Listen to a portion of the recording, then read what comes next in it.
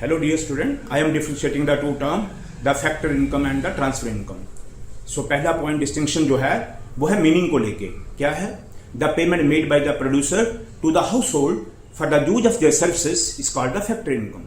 पहला point distinction का हो गया, प्रोड्यूसर जो पेमेंट हाउस होल्ड को देता है उनकी फैक्टर सर्विसेज का इस्तेमाल करने के बदले में वो फैक्टर इनकम हो गया. और ट्रांसफर इनकम हो गया payment one receive in the form of help, donation and charity, gift.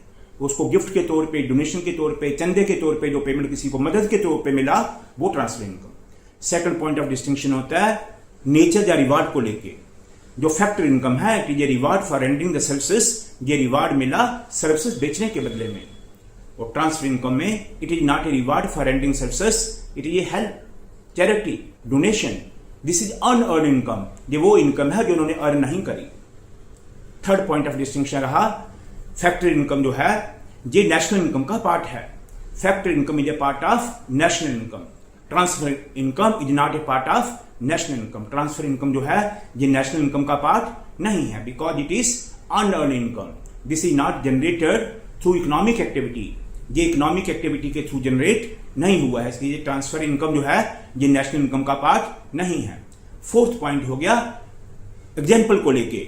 हम एग्जाम्पल को लेके हम कहें वेजेस, लेबर को काम के बदले में मिला, रेंट लैंडलॉर्ड को जमीन के बदले में मिला, कैपिटल के बदले में इंटरेस्ट मिला, इंटरप्रेन्योर स्किल के बदले में प्रॉफिट मिला. तो ये फैक्टर हमने सर्विसेज दी और उसके बदले में ये वाली पेमेंट मिली. और ट्रांसफर इनकम में हमें कोई गिफ्ट मिला, किसी से कोई प्रेजेंट मिला, किसी से कोई डोनेशन मिला, these are the transfer income. So these are the 4 points of distinction between the factor income and the transfer income. But the main point of distinction is that कि factor income वो income है जो producer से house hold कमाता है अपनी services बेचने के बदले में. लेकिन ट्रांसफर इनकम में ऐसा नहीं होता. ट्रांसफर इनकम किसी को मदद के तौर पे मिलता है जो किसी ने अर्न नहीं करा है. So these are the 4 point of distinction. आशा करता हूं आपको समझ आया होगा. डियर स्टूडेंट, अगर आपको समझ आ जाए प्लीज आप चैनल को सब्सक्राइब करें और इंस्टा को फॉलो करें. इससे मेरा मोटिवेशन बढ़ेगा.